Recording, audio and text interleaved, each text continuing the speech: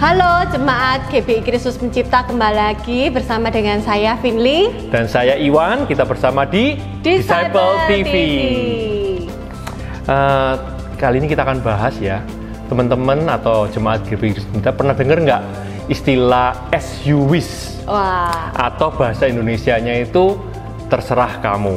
Atau yang lebih familiar bahasa Jawanya mungkin kita lebih sering dengar, sakarepmu. Mantap. Nah, itulah yang kita akan bahas hari ini, tanda ke-6 yang menunjukkan bahwa kita sehat mental. Wah, sakarepmu itu tanda sehat mental ternyata ya. Nanti dibahas ini ya. Sebelumnya kita sudah bahas 5 tanda sehat mental. Kalau ada yang belum tahu, bisa klik di deskripsi di bawah ini, dibaca supaya tahu ini lanjutannya seperti apa. Ya, yang sebelum-sebelumnya ya. Cuman kalau kita dengar istilah sakarepmu atau terserah kamu, biasanya yang dibahas mungkin tentang kemauan kita atau kemauannya orang lain ya. Tapi kali ini kita bahas yang positif nih, artinya kemauannya Tuhan.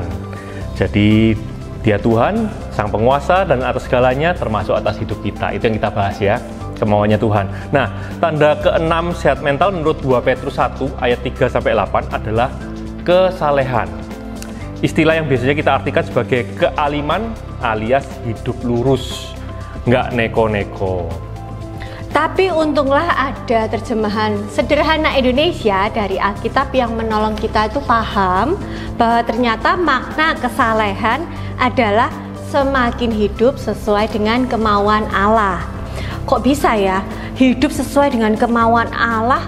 Apa hubungannya dengan sehat mental?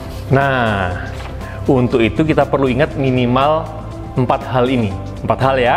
Yang pertama, Allah itu yang paling pintar dan bijaksana. Paling pintar. Nah, tangkap dulu ya.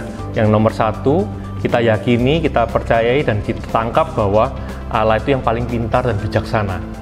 2, Allah itu yang paling mencintai kita lebih dari orang lain, lebih dari siapapun. Yang ketiga, Allah itu yang paling tahu yang terbaik buat kita. Dan yang keempat, Allah itu nggak pernah berubah. Kalau Allah yang seperti itu, yang punya kemauan, maka kita akan merasa aman untuk mengikutinya.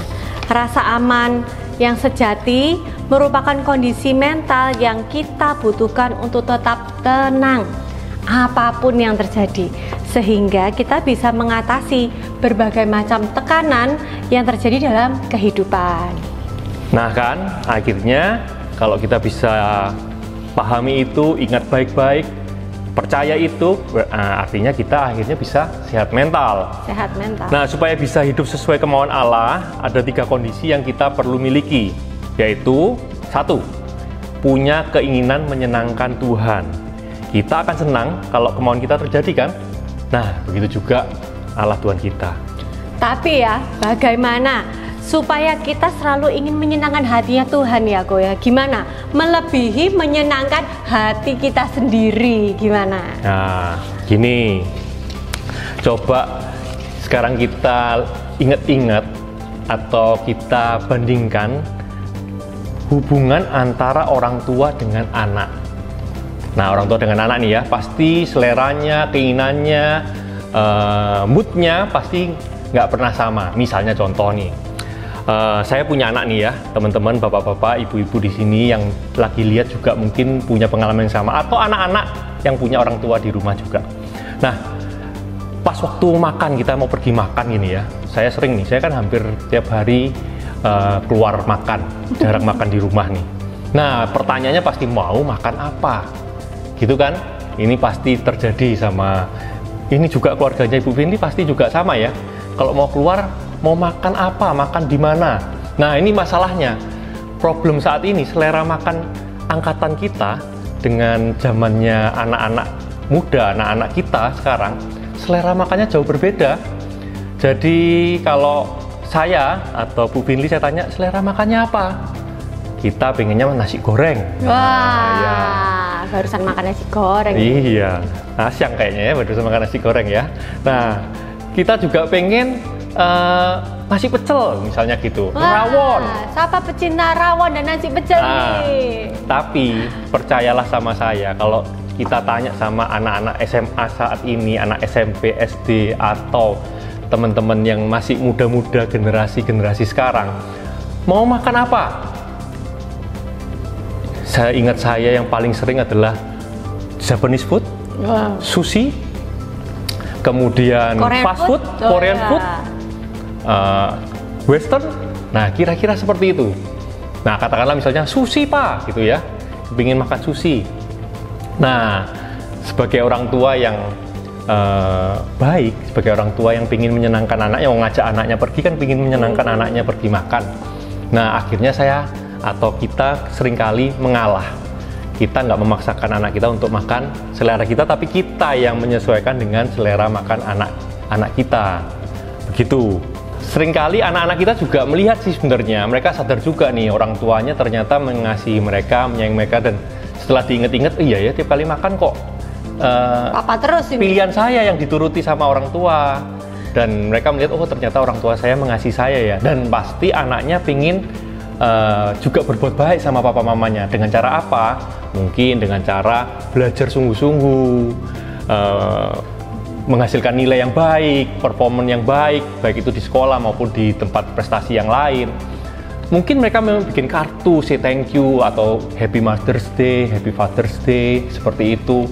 Dan itu sebagai ungkapan cinta kasih si anak sama papa mamanya. Nah, sama juga dengan Tuhan kita. Jangan tanya, Tuhan pasti pengen yang terbaik buat anak-anaknya, buat kita semua.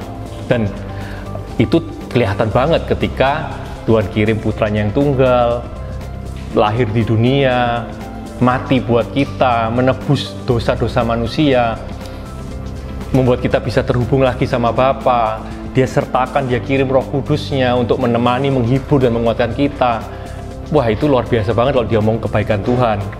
Bapa kita tentu saja sebagai anak-anak Tuhan, kita pasti pengen kan membalas kebaikan Tuhan, pengen tahu Bapa di surga maunya apa sih buat aku, buat hidupku, dan aku harus melakukan apa untuk menyenangkan di Tuhan.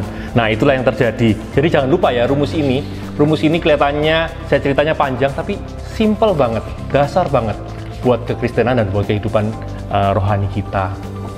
Oke, lanjut ke kondisi yang kedua. Tahu kemauan Allah. Kalau hidup sesuai dengan kemauan Tuhan, kita tidak bisa sok tahu tentang kemauannya. Betul ya? Jadi kayak sok-sok tahu gitu. Kita harus cari tahu dan paham dulu dong apa yang Tuhan mau, apa yang Bapak mau. Kemauannya seperti yang sudah ada di firman Tuhan. Karena itu, ayo kita semakin haus dan menggali firman Tuhan dengan pertolongan dari Roh Kudus untuk supaya kita tuh paham apa yang Tuhan mau. Kita perlu pertolongan Roh Kudus supaya ketika kita enggan atau kita malas itu merenungkan firman itu, Roh Kudus akan menolong kita untuk mengingatkan kita sadar bahwa kita perlu. Dan kita juga perlu pertolongan Roh Kudus untuk mengatasi keraguan akan firman. Maksudnya keraguan akan firman ketika ada sesuatu yang mengkhawatirkan, kemudian firman itu berkata kita harus tenang dan harus gak khawatir, kita kan ragu. Masa ya kayak gitu tuh kita nggak boleh khawatir? Apa betul? Apa iya? Itu yang firman katakan gitu ya. Ya, kita perlu ilham Roh Kudus ya, supaya bisa tahu dan paham kemauan Allah sesuai dengan apa yang dipikirkannya. Ya Tuhan ya, bukan yang kita pikirkan. Dari manapun latar belakang kita, laki-laki atau perempuan, tua atau muda, berlebihan, berkelimpahan atau terbatas, secara finansial, berpendidikan tinggi atau enggak, semuanya bisa tahu dan paham kemauan Bapa karena Roh Kudus itu yang bekerja dan menolong kita. Roh Kudus yang bekerja. Next, ke kondisi yang ketiga, percaya bahwa kemauan Tuhan itu yang terbaik. Selama kita tidak yakin bahwa Tuhan itu mau yang terbaik, maka kita itu tidak akan mempertanyakan kebijaksanaan Allah, memilih-milih kemauan Allah yang akan dilakukan, dan mengabaikan kemauannya yang menurut kita itu salah atau sulit untuk dilakukan. Oke, jadi karena itu mari kita ingat lagi ya 4 hal ini. Sekali lagi ya, tadi saya sudah ngomong di depan, saya ingatkan lagi karena kita sudah hampir selesai untuk sesi ini. Ingat baik-baik. Yang pertama, Allah itu yang paling pintar dan bijaksana. Paling pintar dan bijaksana. Nggak perlu khawatir. Ya. Dia the most wise guy. Ya. Penuh hikmat. Penuh hikmat. Jadi jangan khawatir. Oh, jangan-jangan Tuhan ini salah. Ya. Tuhan ini kurang tepat. Nah, enggak. Tuhan itu paling pintar dan paling bijaksana. Ya. Ya, yang kedua, Allah itu paling mencintai kita. Jangan takut, jangan khawatir, jangan ragu sama pilihan dan keputusannya Tuhan. Karena Dia yang paling mencintai kita, pasti yang terbaik. Nah, yang ketiga, Allah itu tahu yang terbaik. Yang terbaik. Tuh, bagi Jadi, kita. musuhnya yang terbaik itu yang baik-baik. Kadang-kadang yang kita pilih pasti saja bukan yang jelek, tapi Tuhan memilihkan kita yang terbaik. Nah, yang keempat, yang terakhir, Allah itu dari 1, 2, 3 nggak pernah berubah. Ya. Jadi kalau Dia paling pintar, Dia paling mencintai, Dia paling tahu yang terbaik, yang terakhir nggak pernah berubah. Seperti itu. Gitu terus, Ya. selalu. Maka kita akan percaya bahwa kemauan Bapa lah yang terbaik. Sehingga dengan senang hati dan bersemangat kita itu bisa mengikutinya. Yuk, dengan senyum lebar dan hati yang rela kita berkata kepada Bapa, Maumu, mauku juga. oke lah ya, Nah, yang Ayo, lebar. ayo, ya. Ini susah loh. Ini kalau kondisi normal lagi nggak sama keinginannya sama maunya Bapak, ngomong gini ini nggak gampang loh. Iya, betul. Nah, betul, makanya betul. Dengan ini ketawa lebar, Dengan ketawa lebar, dengan senyum, kita bisa bilang sama-sama, maumu, mauku juga, Bapa. Sampai jumpa di Disciple TV berikutnya. Disciple TV, Ada berkat di balik pemuritan.